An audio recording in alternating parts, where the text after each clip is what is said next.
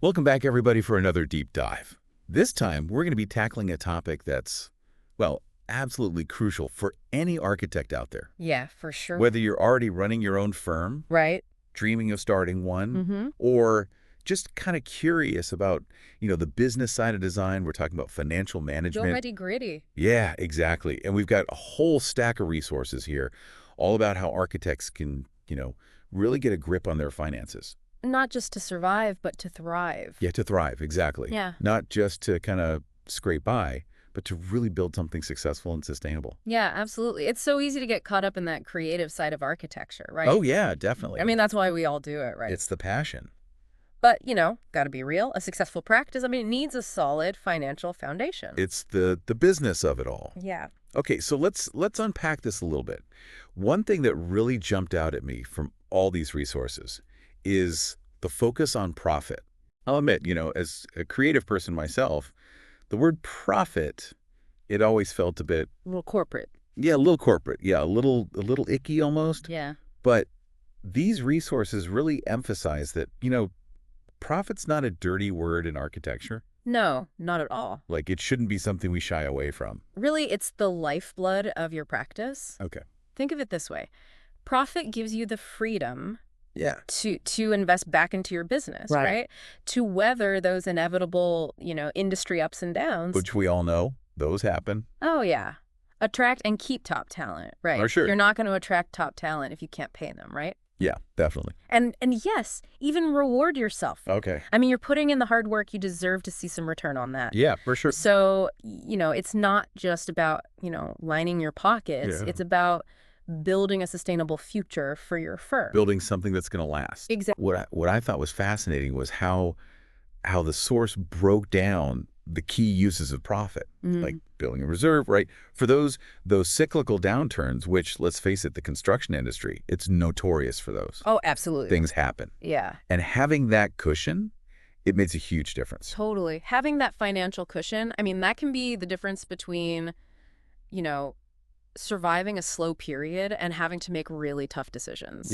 Yeah, for sure. Like letting go of team members that, are talented, Yeah. that you want to keep, but you can't afford to. Yeah, exactly. And then, beyond just surviving, there's investing in resources, Right. right? Things like cutting edge software, new equipment, professional development for your team.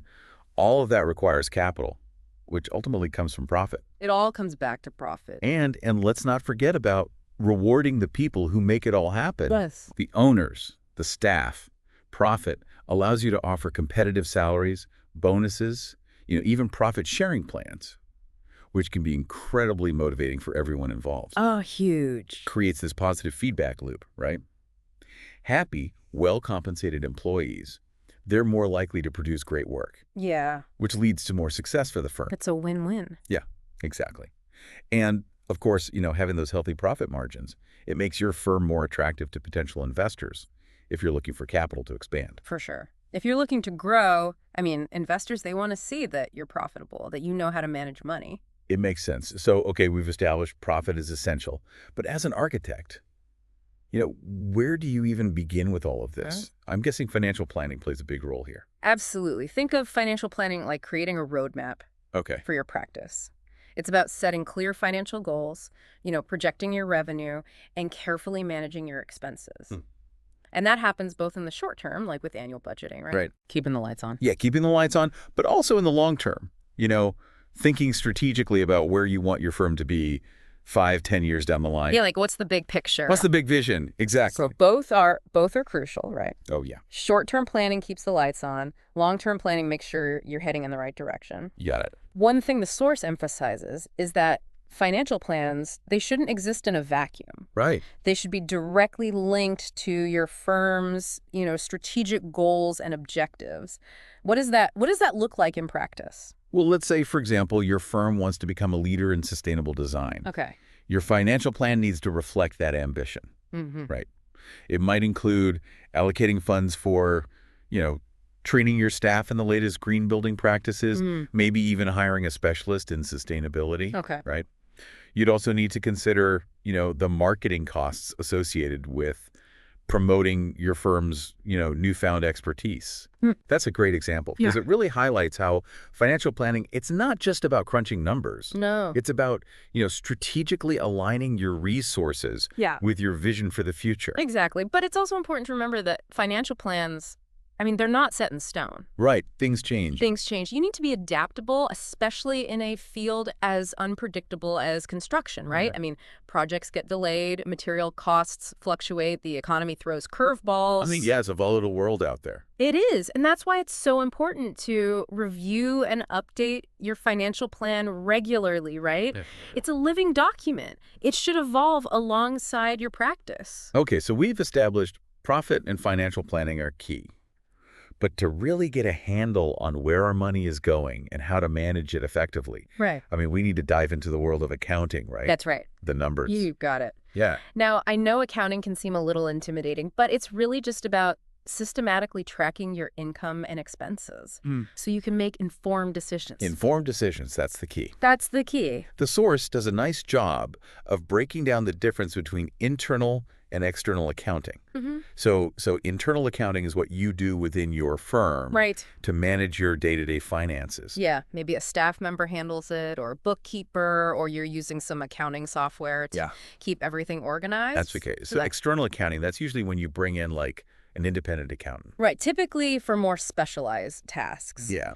Like preparing your annual financial statements, or conducting audits, Okay. or advising on, tax planning and things like that. So they're bringing a level of expertise and objectivity that can be really valuable, especially as your practice grows. Oh, for sure. Especially when you get to a certain size. And there are different levels of assurance that an external accountant can provide, right? Yes. The source mentions audits, reviews, and compilations. I'll admit I'm a bit fuzzy on the distinctions between those. Yeah. It's actually pretty straightforward. An audit is the most rigorous level of assurance. Okay. Right. It's an in-depth examination of your financial records to make sure they're accurate and comply with all applicable regulations. Okay. Right. A review is less comprehensive, but still provides a reasonable level of assurance. Okay. And then there's a compilation, which is essentially just organizing your financial data into these standard reports.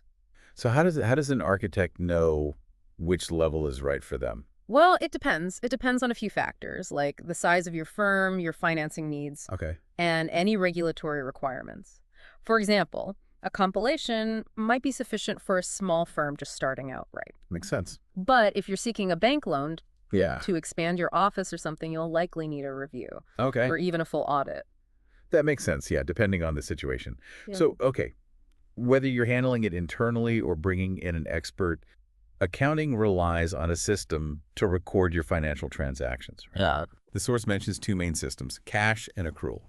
Yeah. Cash system is simpler. You Okay. record income when you receive it, Okay. expenses when you pay them. But for architecture firms, the accrual system is generally preferred. Okay, why is that? It seems a bit more complex. It is a bit more complex, Okay. but it gives you a much more accurate picture of your financial health.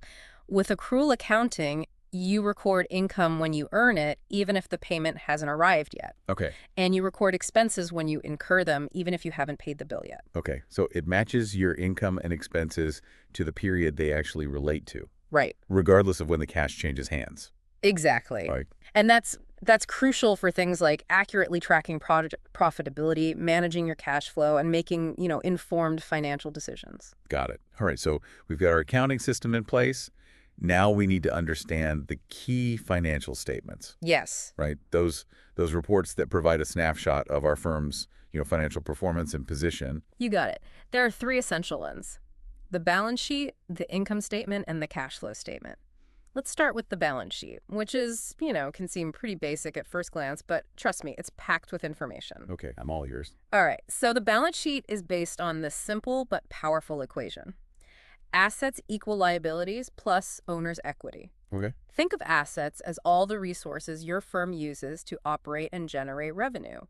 This includes tangible things like cash, accounts receivable, which is the money owed to you by clients, furniture, equipment. Okay, so basically everything of value that the firm owns. Exactly. Liabilities represent everything your firm owes to others, Okay. like accounts payable, which is the money you owe to suppliers, loans, and taxes. And owner's equity represents the owner's stake in the business, right? Yes. It's what's left over after you subtract liabilities from assets. You got it. The balance sheet is so valuable because it tells you a lot about the financial health of your firm at a specific point in time. Yeah, you can see whether you have enough assets to cover your debts, if you're carrying too much debt, and just get a sense of the overall financial strength of your firm. Right. And, you'll often need to provide a balance sheet when applying for loans, insurance, or even for tax purposes. So it's a critical document for any architect running a practice.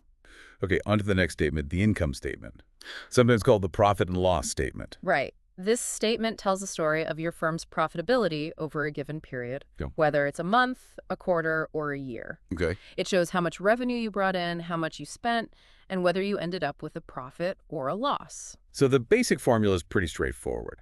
Income minus expenses equals profit or loss. Exactly. And income includes all your revenue streams, primarily the fees you earn for your architectural services. But it could also include things like interest income, or maybe you rent out part of your office space. Diversifying those revenue streams. Yeah. And expenses, well, that covers everything, from salaries and benefits to rent, utilities, insurance, those late-night design charrettes fueled by pizza. Gotta keep the team fueled. Got to fuel the creativity. You got it. And it's important to track all your expenses diligently, no matter how small, Okay. because they all contribute to your bottom line. And by analyzing your income statement alongside your balance sheet, you get a much richer understanding of your firm's overall financial performance. Yeah, it's starting to feel like all these pieces fit together like a puzzle. Okay, last but not least, let's talk about the cash flow statement. All right, this one is all about cash, the actual money flowing in and out of your business. Even a profitable firm can run into trouble if it doesn't manage its cash flow effectively. That makes sense. I can't imagine a scenario where you have lots of projects in progress. Right. But if your clients are slow to pay their invoices, you could have trouble covering your day-to-day expenses. Exactly. The cash flow statement tracks your starting cash balance, all the cash you collect during a given period, all the cash you pay out, and your ending balance. So it's basically like your firm's bank statement. Yeah, showing the ebb and flow of cash. The ebb and flow. And it's crucial for things like securing lines of credit. Banks want to see that you can reliably generate cash Yeah. to repay your debts. You can even use the cash flow statement to forecast your future cash needs Okay. and identify potential shortfalls before they happen, which is, incredibly valuable for proactive financial management. Okay, so we've covered the key financial statements, but what about the practical tools architects can use to actually manage their finances? Right. I'm guessing that's where things get really interesting for our listeners. You're absolutely right. This is where we move from understanding to action. Let's start with something that every architect deals with, fee calculation. All right, yeah, this is all about setting fees that are both fair to your clients and profitable for your firm, right? Exactly. You need to accurately estimate your costs, factor in your desired profit margin, and then clearly communicate your fee structure to your clients. And the source emphasizes the importance of including both direct and indirect costs in your fee calculations. Can you break that down for us a little bit? Yeah, sure. Direct costs are those directly tied to a specific project, Okay. like the salaries of the architects working on it, travel expenses related to site visits, printing costs for drawings, things like that. Okay, those are the obvious ones. Yeah, Okay. the obvious ones. Indirect costs, also known as overhead, are the expenses that keep your business running, Right. but aren't directly tied to any one project. Okay. So things like rent, utilities, insurance, administrative staff salaries, all those costs that are essential but not project specific. Okay, so those are the ones that sometimes we forget about, but they're still very real, They're very real. and they need to be factored in. They need to be factored into your fees, absolutely, Hmm. often by using a multiplier. Okay, and billing rates are tied to fee calculations, Yeah. right? Absolutely. Your billing rate is essentially the hourly rate you charge for your services. Right. And it needs to cover not only your direct personnel expense, salaries and benefits for the architects working on the project, but also your overhead and your desired profit margin. The source provides a handy formula for calculating billing rates that takes all of these factors into account. It's a good starting point. Okay. But remember, your ideal billing rate, it can vary depending on your firm's size, location, the specific services you offer, and even, the competitive landscape in your market. So it's all about finding that sweet spot where you're competitive, but also ensuring you're fairly compensated for the value you bring. You got it. And speaking of value, let's talk about utilization factors, Okay. which are all about tracking how much of your time is actually billable to clients. Right, so it's the percentage of your total work hours that are spent on projects that generate revenue. Right. Exactly. So, if an architect works 40 hours a week and 30 of those hours are spent on billable project work, their utilization rate would be 75%. Makes sense. Yeah, And monitoring utilization rates is important because it directly impacts your revenue potential. for sure. The higher the utilization rate, the more revenue you can generate. The more money you're bringing in. Right. But you want to maximize the amount of time you're spending on work that brings in money. Right. But it's not realistic to expect 100% utilization. No, absolutely not. I mean, architects also spend time on things like marketing, business development, internal meetings, which are all essential, Yeah, for sure. but not directly billable to clients. But understanding your utilization rates, that can help you identify areas where you might be able to improve efficiency, free up more time for billable work. Right, exactly. It's about finding that balance. So it's a valuable metric for assessing both productivity and profitability. Absolutely. And it ties in nicely with the next tool we'll discuss, project cost control. Okay, so this is all about keeping projects on track and within budget, which I imagine can be quite challenging in the world of architecture. It definitely requires diligence. Project cost control involves carefully monitoring your costs, comparing them to your budget, and taking corrective action if needed. The source mentions a tool called a project cost control chart. Oh, yeah, that's a great one.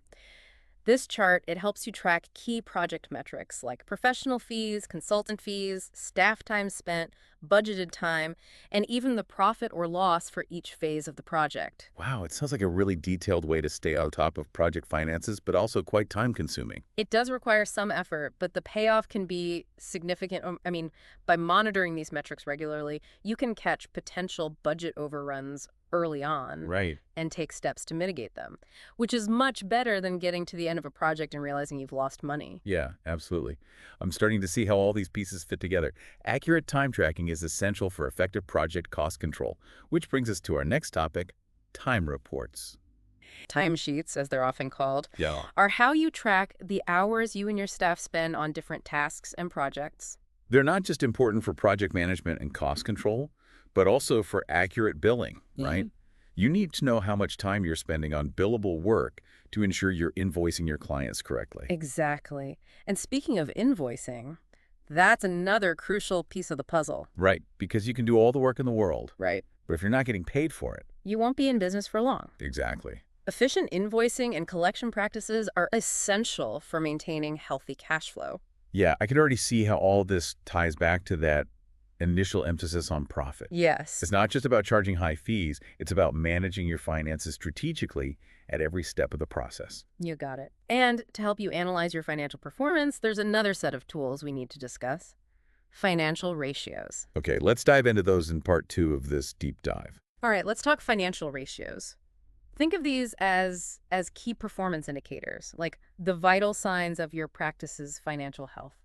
Okay, I like that analogy. It makes them seem a little less intimidating. So what are some of the essential ratios that architects should be tracking? Well, the source highlights several. One of the most important is profit margin. This tells you what percentage of your revenue is actually profit after you deduct all your expenses. Okay, so a higher profit margin means you're keeping more of the money you bring in, which is obviously a good thing. But what's considered a good profit margin for an architecture firm? That's a great question. Based on industry data, successful firms, they typically aim for a profit margin of 15–20%. Of course, this can vary depending on factors like the size of your firm, the types of projects you specialize in, your geographic location. Right, so it's a good benchmark to keep in mind, but not necessarily a hard and fast rule. Exactly. Another important ratio is the overhead rate, which is a measure of efficiency. It tells you what percentage of your direct labor costs, the salaries of your architects, goes towards covering your overhead expenses like rent, utilities, and administrative costs. So a lower overhead rate means you're running a leaner, more efficient operation. Precisely. Now, the labor multiplier, also known as the net multiplier, this is a really interesting one. This tells you how much revenue you generate for every dollar you spend on direct labor costs. So it's a measure of the return on investment in your team. That's right. It's a way to assess the value your architects are generating for the firm. And then, of course, there's the utilization rate, which we discussed earlier. Right, the percentage of billable hours, a key indicator of productivity. But I could see how focusing too heavily on maximizing utilization rates could potentially lead to burnout or neglecting other essential business activities like marketing or professional development. Yeah, that's a really important point. It's all about finding a healthy balance.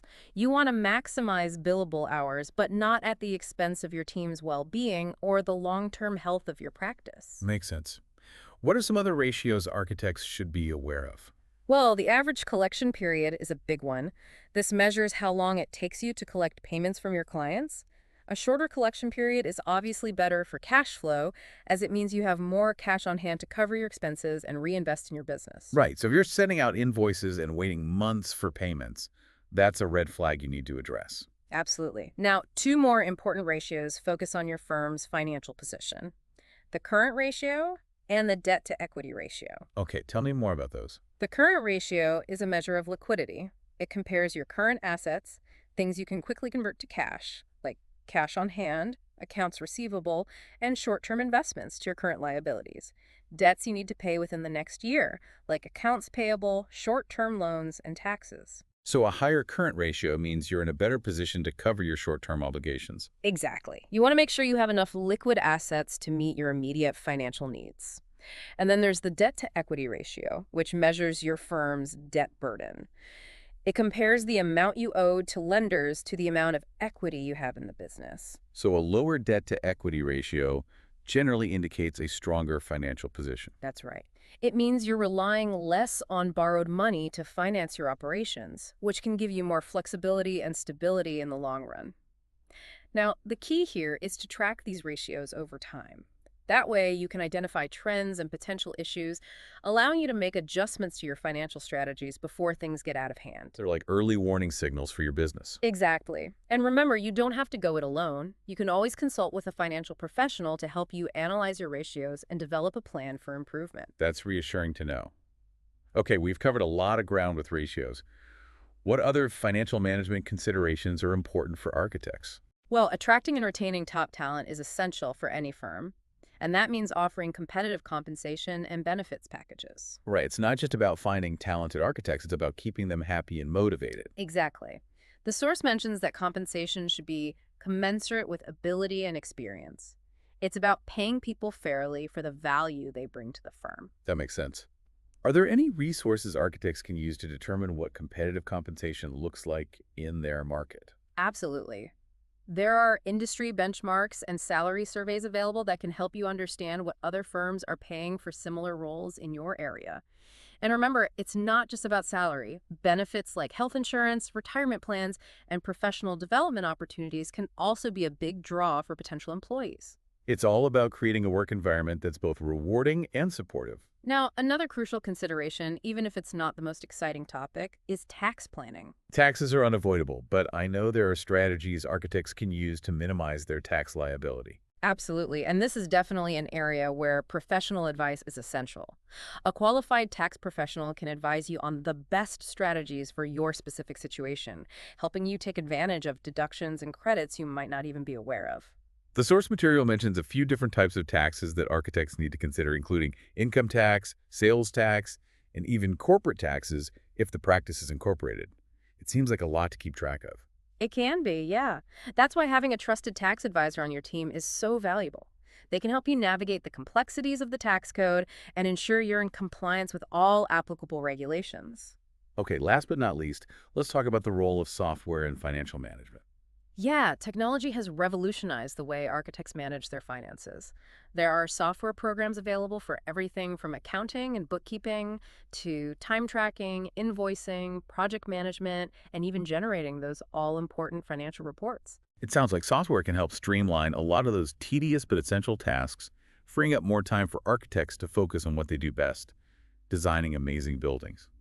Exactly. And the source actually mentions a few specific examples of software commonly used in the industry. That's helpful. But how does an architect choose the right software for their firm? It seems like there's so many options out there. That's true, yeah. The best approach is to carefully consider your specific needs and budget. Think about the features that are most important to you, the size of your firm, and your level of comfort with technology. You can always start with a free trial or demo to get a feel for the software before making a commitment. That's great advice. It seems like we've covered a lot of ground in this deep dive into financial management for architects. Is there anything else we should touch on before wrapping up? Well, we've talked about profit, financial planning, accounting, key financial statements, essential ratios, and practical tools like software. I think we've provided a solid foundation for architects to build upon. I agree. This has been incredibly insightful. I feel like I have a much better understanding of the financial side of architecture now. Me too. And I hope our listeners feel empowered to take control of their finances and build thriving, sustainable practices. As we wrap up this deep dive, what's the one key takeaway you want architects to remember? Financial management doesn't have to be daunting. It's about understanding the key principles, using the right tools, and seeking expert advice when needed. And remember, profit is not the enemy. It's the fuel that allows you to invest in your practice, your team, and your own creative vision. That's a great way to put it.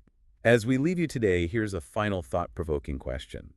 What one financial habit could you implement this week to improve the health of your practice? It could be as simple as setting aside 30 minutes to review your budget, finally implementing that new time tracking system you've been meaning to try, or scheduling a consultation with a financial advisor. Small steps can lead to big changes over time. So take that first step and keep building towards a brighter financial future for your architectural practice. Thanks for joining us on this deep dive, everyone. Until next time. Wow. We've really covered a ton of ground in this deep dive into financial management for architects. It's amazing how many moving pieces there are. Yeah. From setting fees and tracking expenses to understanding these complex financial statements. It's definitely a lot to take in, especially for, architects who are maybe more focused on that creative side of the business. Right. But as we've discussed, financial literacy, it's essential for building a successful and sustainable practice. Yeah, for sure. I'm curious, what are some of the biggest financial mistakes you see architects making? Like, what are the things we should be especially careful to avoid? Oh, that's a good question. One common mistake is, they undervalue their services Okay. and they end up setting fees that are too low. Right. Architects, they often feel pressure to compete on price, Yeah. especially early in their careers. But that can lead to this race to the bottom. Right. It ultimately hurts everyone. Yeah, it's like that saying, if you're not making a profit, you're working for free. Exactly. And remember, your fees, they need to cover not just your direct costs, but also your overhead and your desired profit margin. Right, all of those things. All of it. Another mistake I see is, neglecting to track expenses diligently. Oh, yeah. It's easy to let receipts pile up or forget to log those mileage reimbursements, but those small expenses can add up quickly and really eat into your profits. It's death by 1,000 paper cuts, financially speaking. Yeah, exactly. And then there's the issue of cash flow. Oh, yeah. Which can be a real challenge for architects, especially those working on, large, complex projects with long payment cycles. Absolutely. You could have a profitable project on paper, Right. but if you're not getting paid on time, you could run into trouble covering your day-to-day expenses. Exactly. That's why it's so crucial to develop a solid cash flow management plan, which includes things like invoicing promptly, following up on overdue payments, and potentially even negotiating payment terms with your clients up front. So having that open and transparent communication with clients about finances is key. It absolutely is. Now, another mistake I see architects making is trying to do everything themselves. Okay. They might try to handle all the accounting, the bookkeeping, even the tax planning on their own, thinking they're saving money. But in reality, they're often losing time and potentially making costly errors. Right. It's like that old adage, a jack of all trades is a master of none. Exactly. Architects are experts in design, not necessarily in finance. And trying to wear too many hats can lead to burnout, mistakes, and ultimately hinder the growth of their practice. It's much more effective to delegate those tasks to professionals who have the expertise and experience to handle them efficiently. So knowing when to seek professional advice is crucial. Absolutely. Whether it's an accountant, a bookkeeper, a tax advisor, or even a financial planner, building a team of trusted advisors can free you up to focus on what you do best and ultimately help your practice thrive. This has been such an enlightening deep dive. I feel like I've learned so much about the financial side of architecture, and I'm sure our listeners have too. I hope so. As we wrap up today, is there a final piece of advice you'd like to share with our listeners? I'd say this: never stop learning. The world of finance, it's constantly evolving, so stay curious, seek out resources, connect with mentors, and never be afraid to ask questions. The more you understand about the financial side of your practice, the more freedom and control you'll have to create the kind of career you envision. That's great advice. Thanks for joining us on this deep dive into financial management for architects. It's been my pleasure. Until next time.